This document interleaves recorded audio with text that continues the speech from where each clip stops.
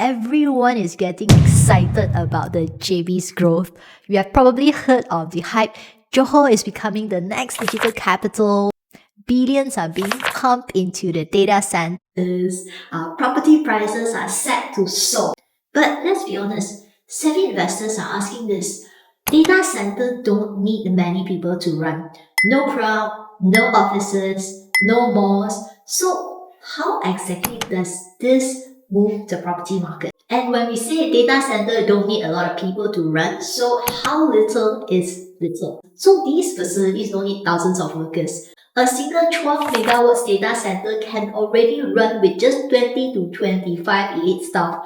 And yet, billions are being invested and lands around this area are already being bought up. Developers are moving in. So the big question, if it's not mall, shop or huge crowd, how can this really benefit the property market? Hey everyone, welcome back to Ray's Property Market Review. Today, we are looking into something most people overlook, the data center. They may not make the headlines like the RTS and JBCC, but they are quietly changing the future of Johor. And with the new RTS2 proposal on the table, Iskandar Puteri might just become Johor's next big hotspot. So let's dive in. So who are already building in Johor? Now Johor is quickly becoming Malaysia's data center capital, and the players are big names like Microsoft, who've invested 10.5 billion into Malaysia's data center. Then you have the YTL Green Data Center Park, GDS, TM, York, Equinix, and more. So the main hotspots where these data centers are building are in Sedenak, Kyliez, Iskandar Puteri, Nusa Jaya Tech Park, Gelang Patah. So most of these sites are massive, from 40 megawatts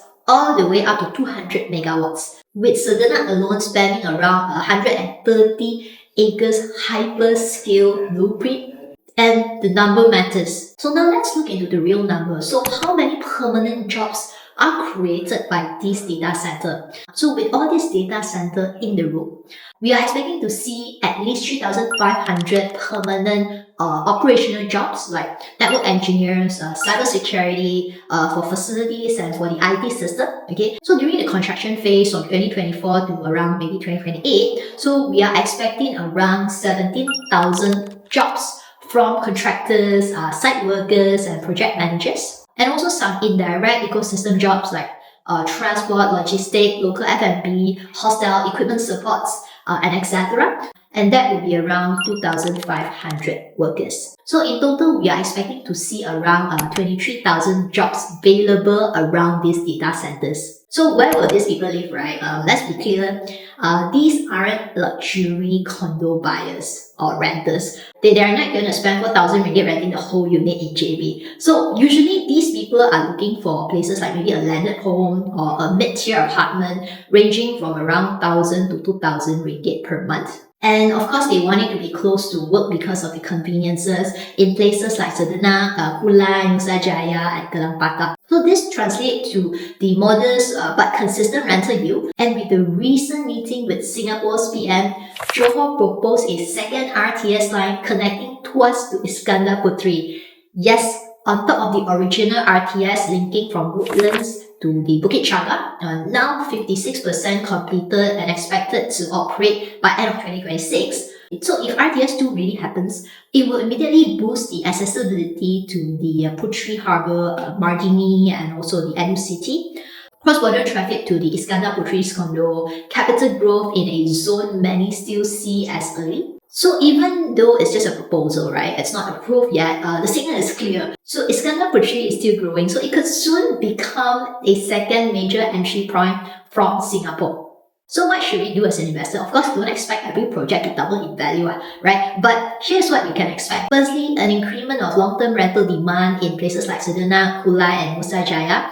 Capital upside in undervalued Iskandar Puteri's project, especially near the RTS2 alignments, and a defensive digital era property play built on infrastructure and data, not speculation. So Johor's data center boom won't look very busy. No crowd, no shopping, no big headlines, but quietly, it's already creating some jobs, bringing in long-term renters and supporting property prices nearby the data center.